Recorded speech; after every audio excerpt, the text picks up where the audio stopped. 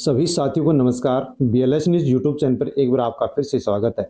दोस्तों, यदि आप राजस्थान से बिलोंग करते हैं तो ये वीडियो आपके लिए बहुत ही खास होने वाला है, इसलिए आप वीडियो को एंड तक जरूर देखें, क्योंकि राजस्थान के मुख्यमंत्री भजनलाल शर्मा की ओर से ऐलान किया गया है कि राजस्थान में 6 योजनाएं लागू हो चुकी हैं। कौन कौन सी योजना लागू हुई है, इनका लाभ किसको मिलेगा, किस प्रकार से मिलेगा, उसकी पूरी जानकारी आपको वीडियो में मिलने वाली है। इसी के साथ दोस्तों, पेंशनधारियों के लिए भी खुशखबरी आ चुकी है, क्योंकि राजस्थान की हाई कोर्ट के द्वारा पेंशन को लेकर के एक नया आदेश जारी कर दिया गया है, जिसके तहत पेंशनधारियों को बकाया पेंशन मिलेगी और जो भी किसी प्रकार की अन्य और भी कोई समस्या है, उनका भी समाधान यहाँ पर हाई कोर्ट के इस आदेश के अनुसार सरकार को करना पड़ेगा। बकाया पेंशन को और ई-केवाईसी को लेकर के पेंशन विभाग की ओर से 2 नोटिस भी जारी कर दिए गए हैं। इनकी जानकारी भी आपको वीडियो में मिलने वाली है और पेंशन में भी आपकी वृद्धि होने वाली है, बढ़ोतरी होने वाली है, उसके बारे में भी हम जानकारी लेंगे। साथ में दोस्तों, डबल राशन कब मिलेगा उसकी जानकारी वीडियो में आप ले सकते हैं। और यदि आप अपात्र हैं तो दोस्तों, आप अपात्र राशन कार्डधारी हैं तो ऐसे अपात्र राशन कार्डधारियों को अपने राशन कार्ड को 20 दिसंबर तक सरेंडर करने के लिए विभाग की ओर से निर्देश जारी कर दिए गए हैं। यदि आप अपात्र हैं और अपने राशन कार्ड को सरेंडर नहीं करते हैं तो दोस्तों, आपके ऊपर कानूनी कार्रवाई होगी, साथ में आपसे बाजार मूल्य के हिसाब से वसूली भी की जाएगी। साथ में दोस्तों, राजस्थान के अंदर शहरों में गहलोत सरकार के द्वारा 15,000 लीटर फ्री पानी योजना चलाई गई थी, जिसको अब राजस्थान सरकार बंद करने जा रही है। दोस्तों, इसके लिए प्रस्ताव बना करके सरकार को जलदाय विभाग के द्वारा भेज दिया गया है। जैसे मुख्यमंत्री की अनुमति यहाँ पर मिलेगी, जैसे मुख्यमंत्री का फैसला आएगा, वैसे ही राजस्थान के अंदर 15,000 लीटर फ्री पानी बिजली जो योजना है वो शहरों के लिए बंद हो जाएगी। इसके लिए क्या कुछ खबर निकल करके आई है, उसके बारे में हम वीडियो में यहाँ पर जानने वाले हैं। इसी के साथ दोस्तों, डीजल पेट्रोल सस्ता होने की निर्देश सरकार की ओर से दे दिए गए। क्या कुछ खबर है वो भी आप जान लीजिए। पालनार योजना की किस्त बकाया चल रही तो कब मिलेगी, किस प्रकार से मिलेगी, उसकी भी जानकारी आपको मिलने वाली है। इसी के साथ दोस्तों, देश भर के किसानों के लिए सुप्रीम कोर्ट की ओर से एक रिपोर्ट तैयार की गई है, जिसमें किसान कर्ज माफी और MSP लागू करने के निर्देश दिए गए हैं। तो दोस्तों, यहाँ पर जो भी पूरी खबर है वो आपको इस वीडियो में मिलने वाली है, इसलिए वीडियो एंड तक जरूर देखें, अन्य लोगों तक आप वीडियो सेंड करें। और दोस्तों, यदि आप BLS न्यूज यूट्यूब चैनल पर नहीं है तो चैनल को सब्सक्राइब भी अवश्य कर ले। सामाजिक सुरक्षा पेंशन योजना के तहत यदि आपको पेंशन मिलती है तो दोस्तों, इसको लेकर के पेंशन विभाग की ओर से 2 बड़ी अपडेट आ चुकी हैं, जिनको जानना आपके लिए बहुत जरूरी है। पेंशनर 31 जनवरी तक दे सकेंगे जीवित प्रमाण पत्र। तो दोस्तों, यहाँ पर 30 नवंबर जीवित प्रमाण पत्र अपलोड करने के लिए पेंशनर को सरकार की ओर से कहा गया था, लेकिन अब 30 नवंबर से बढ़ा करके 31 जनवरी यहाँ पर कर दिया गया है। आप जीवित प्रमाण पत्र यदि पोर्टल पर अपलोड करना चाहते हैं तो 31 जनवरी तक आप कर सकते हैं। यदि इसके बाद भी आप जीवित प्रमाण पत्र प्रस्तुत नहीं करते हैं तो स्पष्ट यहाँ पर कह दिया गया है कि पेंशनर का जो भुगतान है वो निरस्त कर दिया जा सकता है, इनकी आपको पेंशन नहीं दी जाएगी। तो अवश्य आप 31 जनवरी तक जीवित प्रमाण पत्र आप प्रस्तुत करें, ताकि आपको आगे पेंशन मिलती रहे। इसी के साथ दोस्तों, पेंशन को लेकर के अच्छी खबर आई है कि अनेक कमेंट्स प्राप्त हो रहे हैं कि हमारे को 3 महीने से पेंशन नहीं मिल रही है, 2 महीने से पेंशन नहीं मिल रही है। इसका सबसे प्रमुख कारण क्या है वो आप यहाँ पर इस न्यूज में देख सकते हैं।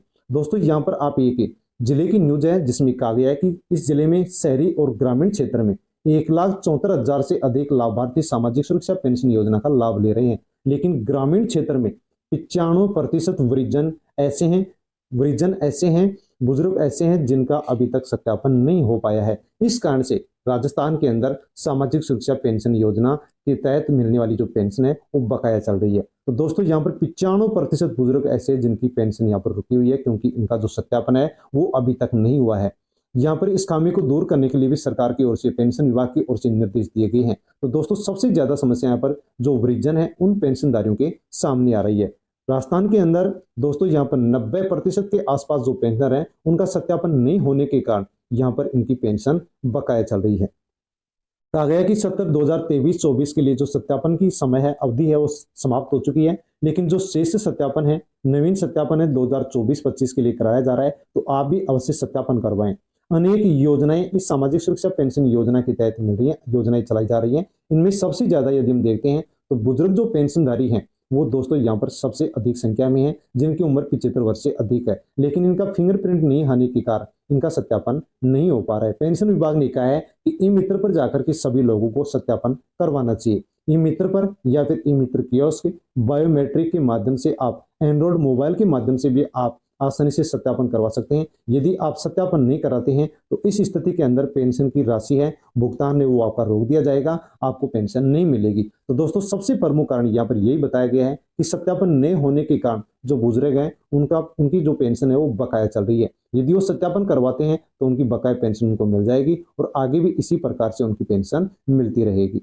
जब से सरकार ने पेंशन के अंदर बढ़ोतरी की है, 1150 रुपए मिलने लगे, तब से 3 महीने की सामाजिक सुरक्षा पेंशन योजना है वो यहाँ पर लोगों को नहीं मिल रही है। जैसे कि बुजुर्ग, दिव्यांग, वरिष्ठ जो किसान हैं उनको पेंशन यहाँ पर 3 महीने से नहीं मिल रही है। तो दोस्तों यदि आपने भी सत्यापन नहीं करवाया है, यदि करवा दिया है और स्वीकार नहीं किया गया तो उसको आप चेक कर सकते हैं और सत्यापन आप करवा सकते हैं ताकि आपको आसानी से पेंशन मिल सके। इसी के साथ दोस्तों बकाया पेंशन को लेकर के और पेंशन के बारे में दोस्तों हाई कोर्ट का भी बड़ा निर्देश सरकार को दे दिया गया है। बैंक खाता नहीं होने से पेंशन अटकी हुई है, वृद्धा को पेंशन नहीं मिली तो हाई कोर्ट ने कहा है कि आप क्या संविधान दिवस मना रहे हो। तो दोस्तों सरकार से भी यहाँ जवाब तलब कर लिया गया है और सुप्रीम कोर्ट ने सख्त आदेश पेंशन को लेकर के सरकार को दे दिया गया है। कोर्ट ने कहा है कि पेंशनर के लिए सहायता केंद्र स्थापित सरकार को करनी चाहिए ताकि आसानी से पेंशनर के सामने कोई भी समस्या आती है तो उस सहायता केंद्र के माध्यम से पेंशनर अपनी समस्या का समाधान कर सके। इसी के साथ सरकार को पेंशन को लेकर के पॉलिसी बनानी चाहिए कि पेंशन कब डलनी चाहिए, किस प्रकार से डलनी चाहिए, उसकी पूरी जानकारी यहाँ पर पेंशनर को होनी चाहिए। ऐसी पॉलिसी सरकार को बनाना चाहिए। सरकार की ओर से इस मामले में जवाब दिलाया जाए। तो दोस्तों हाई कोर्ट ने यहाँ पर सरकार से जवाब तलब किया है कि आप पेंशनर के लिए सहायता केंद्र और पॉलिसी क्यों नहीं बना रहे हैं, क्योंकि यदि राजस्थान के अंदर यदि बुजुर्ग परेशान हो रहे हैं तो आप किस प्रकार से यहाँ पर प्रदेशवासियों का भला कर सकते हो। साथ में दोस्तों राजस्थान के अंदर एक फिर से योजना बंद होने जा रही है। साथियों आपको जैसे कि विदित है कि राजस्थान में शहरों के लिए भूतपूर्व सरकार यानी कि गहलोत सरकार के द्वारा फ्री पानी योजना शुरू की गई थी, लेकिन अब राजस्थान के अंदर इस स्कीम को बंद करने के निर्देश दे दिए गए हैं। राजस्थान में बढ़कर के आएगा पानी का बिल, वाटर चार्ज समेत रेट बढ़ाने का प्रस्ताव तैयार कर लिया गया है और 15,000 लीटर फ्री पानी की जो योजना स्कीम है वो अब राजस्थान के अंदर बंद होने वाली है। केवल मुख्यमंत्री के स्तर पर इस योजना को लेकर के फैसला बाकी है। जैसे ही मुख्यमंत्री फैसला देंगे वैसे ही शहरों के अंदर फ्री पानी जो योजना है वो राजस्थान के अंदर बंद हो जाएगी। तो दोस्तों राजस्थान के शहरों में पानी महंगा होने वाला है क्योंकि जलदाय विभाग अब पानी की दरें बढ़ाने का प्रस्ताव तैयार कर चुका है और सरकार को यहाँ पर प्रस्ताव तैयार करके भेज दिया गया है। जैसे मुख्यमंत्री की यहाँ पर आदेश मिलेंगे वैसे इस योजना को अब बंद कर दिया जाएगा। मुख्यमंत्री के स्तर पर केवल फैसला होना बाकी है। जैसे ही सीएम स्तर पर मंजूरी मिलेगी वैसे ही राजस्थान के अंदर जलदाय विभाग फ्री पानी स्कीम को बंद कर देगा। दोस्तों गहलोत सरकार के द्वारा 2019 में शहरों में 15,000 लीटर पानी देने की योजना शुरू की थी, जिसके माध्यम से यहाँ पर बताया गया है कि जिसके भी मीटर चालू है उनको इसका फायदा मिल रहा है, मीटर बंद हो गए हैं तो उनको फायदा मिलना बंद कर दिया गया है। इसी के साथ दोस्तों 15,000 लीटर तक अब वाटर चार्ज नहीं लगता था, लेकिन अब आगे वाटर चार्ज यहाँ पर लगने वाला है क्योंकि सरकार इस योजना को बंद करने जा रही है। तो यहाँ पर दोस्तों किस प्रकार से यहाँ पर अब वाटर चार्ज लगेगा, तो हर महीने 55 पर वाटर चार्ज लगेगा और 18 रुपये 15 पैसे के हिसाब से यहाँ पर सीवरेज चार्ज भी अब यहाँ पर देना होगा। अब तक ये दोनों कर यहाँ पर नहीं देने पड़ते थे, लेकिन अब वाटर चार्ज और यहाँ पर सीवरेज चार्ज भी यहाँ पर शहरों के लोगों को पानी के लिए देना होगा। डीजल पेट्रोल पर टैक्स भरने के कारण सरकार ने अब तक 36.5 लाख करोड़ रुपए डीजल पेट्रोल के टैक्स से कमा लिए हैं। इसी कारण से देश भर में डीजल और पेट्रोल अपनी चरम सीमा पर पहुंच चुका है। और दोस्तों डीजल पेट्रोल की रेट बढ़ती है तो किसी भी प्रकार की दिनचर्या की जो भी चीज है, वस्तु है, वो बढ़ जाती है। तो यहाँ पर देश के अंदर जो महंगाई है वो इसी कारण से बढ़ी हुई कि डीजल और पेट्रोल के ऊपर सरकार अच्छा खासा टैक्स लगा रखी है। यदि टैक्स कम किया जाता है तो अवश्य ही देश में डीजल और पेट्रोल सस्ता हो सकता है। इसके बारे में यहाँ पर कहा भी गया है कि मई 2014 से लेकर के अब तक जो क्रूड ऑयल है उसके अंदर 32% की गिरावट आ चुकी है, लेकिन सरकार के द्वारा डीजल पेट्रोल के ऊपर टैक्स नहीं कम किया गया। इस कारण से डीजल और पेट्रोल अभी भी महंगे हैं। यदि हम एक ही राज्य की दिल्ली की बात करते हैं तो पेट्रोल 64 रुपए और डीजल 59 रुपए प्रति लीटर हो सकता है यदि टैक्स को हटाया जाए, लेकिन टैक्स अब लगा सरकार के द्वारा इसके ऊपर लगा रखा है। तो पेट्रोल 94 रुपए 77 पैसे, डीजल 87 रुपए 67 रुपए प्रति लीटर के हिसाब से यहाँ पर बिक रहा है। और यदि टैक्स हटाया जाता है, कम किया जाता है, तो इस प्रकार से दोस्तों 30 रुपए प्रति लीटर के हिसाब से डीजल पेट्रोल के ऊपर दाम कम हो सकते हैं। और यदि कम होते हैं तो अवश्य देश भर में जो महंगाई है वो भी कम हो सकती है। किसानों के लिए सुप्रीम कोर्ट की ओर से एक रिपोर्ट तैयार की गई है और सरकार को सौंप दी गई है। सुप्रीम कोर्ट ने रिपोर्ट तैयार की है। किसान कर्ज माफी, एमएसपी को कानूनी मान्यता देने की सिफारिश इस रिपोर्ट में की गई है। क्योंकि दोस्तों सुप्रीम कोर्ट ने माना है कि किसान परिवार हैं वो मासिक केवल 10,218 रुपए कमा पा रहे हैं, जिस कारण से देश भर के जो किसान हैं उनकी हालत बहुत बुरी है। तो दोस्तों सुप्रीम कोर्ट की रिपोर्ट में कहा गया है कि किसानों की कर्ज माफी की जानी चाहिए और एमएसपी की जो कानूनी मान्यता है वो भी किसानों को दी जानी चाहिए। यदि सरकार किसानों की कर्ज माफी कर यदि सरकार सुप्रीम कोर्ट की इस रिपोर्ट को मानती है तो किसानों की कर्ज माफी भी की जाएगी और एमएसपी की जो कानूनी मान्यता है वो भी किसानों को दी जाएगी। क्योंकि दोस्तों यहाँ पर कहा गया है कि 30 वर्ष में 4 लाख से अधिक देश भर के अंदर किसान आत्महत्या कर चुका है, क्योंकि किसान का कर्ज बढ़ चुका है और किसान का खर्चा भी बढ़ चुका है। इस कारण से अनेक किसान आत्महत्या कर रहे हैं। तो सुप्रीम कोर्ट की रिपोर्ट में यहाँ पर कर्ज माफी और एमएसपी को कानूनी मान्यता देने के लिए कहा गया है। दोस्तों यदि आपके पास राशन कार्ड है और आपका राशन कार्ड खाद्य सुरक्षा योजना से जुड़ा हुआ है तो सरकार की ओर से अपात्र परिवार राशन कार्ड धारकों को छटनी करने के लिए, उनका फ्री राशन बंद करने के लिए दोस्तों यहाँ पर एक अभियान शुरू करने जा रही है। जांच का निर्णय, जांच के बाद पकड़े जाने पर एफआईआर दर्ज होगी और जुर्माना भी लगेगा। जिस भी राशन कार्ड धारी को फ्री राशन मिलता है उसके पास यदि पक्का मकान है, 4 पहिया वाहन है, 3 पहिया वाहन है, 2.5 एकड़ से अधिक जमीन है और यदि टैक्स भरता है, परिवार में कोई भी सरकारी नौकरी है, ऐसा परिवार यदि फ्री राशन ले रहा है तो सरकार की ओर से, विभाग की ओर से उस परिवार को अपात्र माना गया है और अपात्र परिवार को फ्री राशन नहीं मिलेगा। दोस्तों यहाँ पर कहा गया है कि सरकार 10 मई से 20 मई तक एक अभियान शुरू करने जा रही है जिसमें अपात्र राशन कार्डधारियों की पहचान की जाएगी। लेकिन उससे पहले कहा गया है, सरकार की ओर से, विभाग की ओर से कहा गया है कि जो भी अपात्र राशन कार्डधारी हैं वो अपने राशन कार्ड को 20 दिसंबर तक सरेंडर कर सकते हैं।